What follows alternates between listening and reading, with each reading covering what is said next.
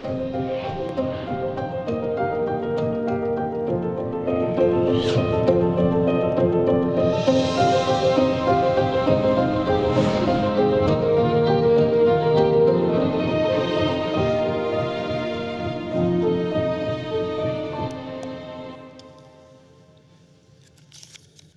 morning.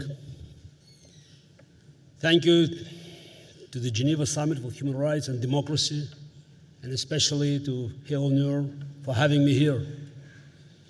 And thank you for promoting me with such an easy question. What is the state of democracy in the world today? I would love to say that democracy is doing great. This would be very brief remarks, and we could take a coffee break. Unfortunately, that isn't reality. On one hand, democracy is far more common today than in 1963, when I was born in Baku, at the age of the Soviet Empire. But we're also in a moment of upheaval, and the trend lines have been moving in the wrong direction for 2 decades. Extremists and would-be authoritarians are capturing the institutions of power in the free world. In Ukraine, Putin's genocidal invasion is supported by an international coalition stretching from Tehran to Pyongyang. Across the Taiwan Strait, China is already preparing its invasion force. Yet, the advantage still rests in our corner. The free world is more prosperous, more dynamic, and mightier than our enemies. In other words, defeat is a choice. Over the previous year and a half, Israel has demonstrated how a motivated free society can strike a critical blow against the bad guys. Hamas is a shell of the force that existed on October 7, 2023. Hezbollah is in disarray. Israel's defeat of so-called Iranian axis of resistance crippled support for Bashar al-Assad dictatorship in Syria. One of the world's most durable dictatorships, over half a century old, folded overnight. Dictatorships may look strong, but they are as brittle as glass. Since February 2022, Ukrainians have been showing that same heroic resolve. What was supposed to be a 3-day invasion has gone on for 3 years. A nation that the establishment in Washington and Brussels refused to believe in has stopped the Russian bear in its tracks. The Israelis and Ukrainians aren't fighting only for themselves. Israel is actively denying Iran's quest for nuclear weapons. Almost 20 years ago, Israel destroyed Syria's nascent nuclear program. And 2 decades before that, in a daring operation, they did the same in Iraq. Can you imagine a world in which the Ayatollahs or Assad and Saddam before them had a nuclear bomb?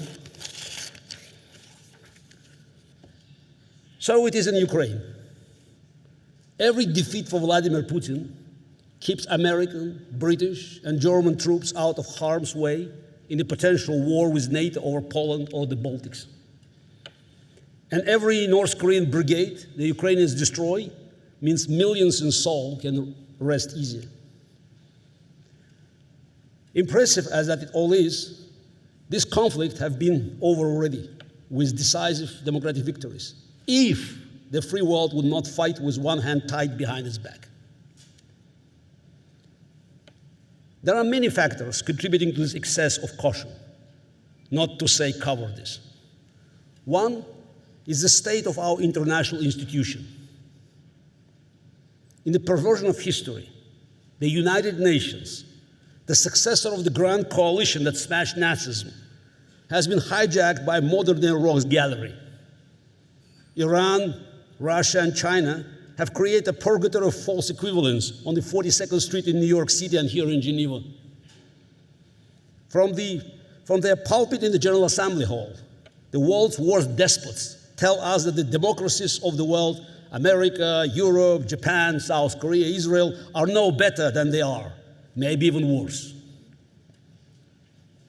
An institution created to foster the values of the free world now has the world's democracies bogged down in bureaucratic mud with its sworn enemies.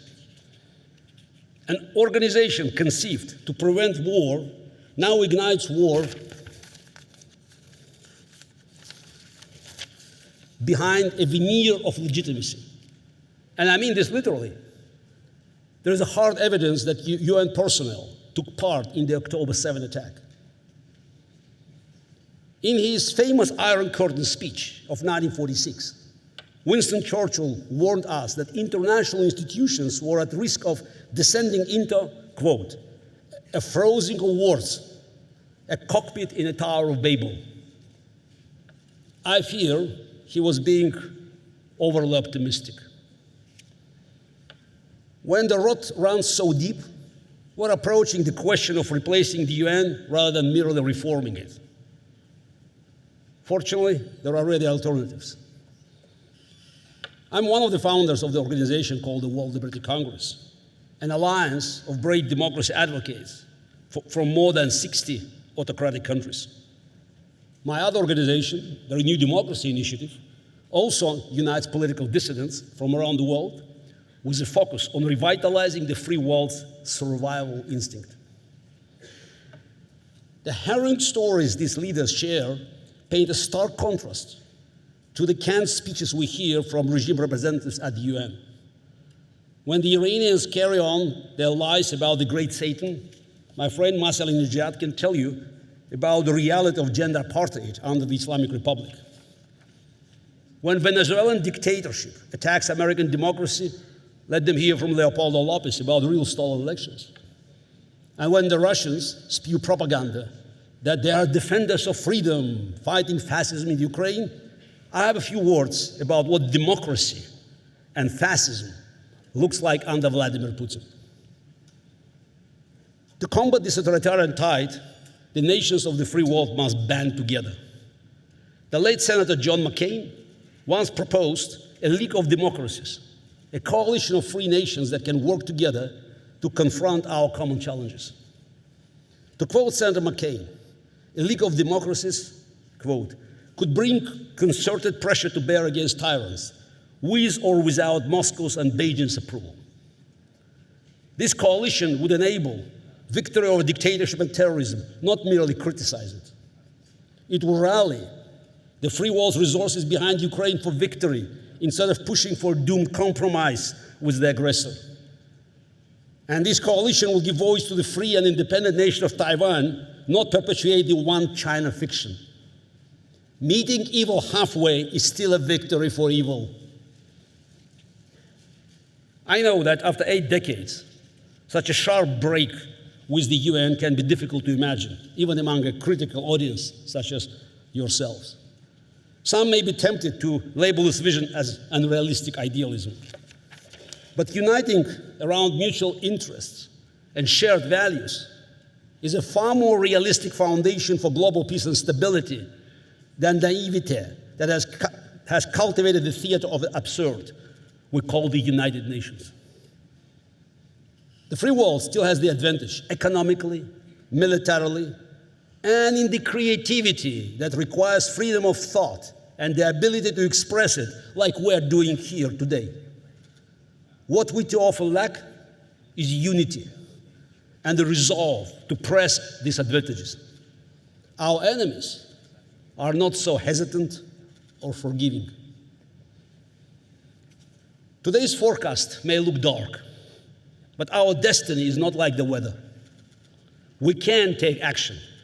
We can control our fate, and our collective energy will make tomorrow brighter. Thank you.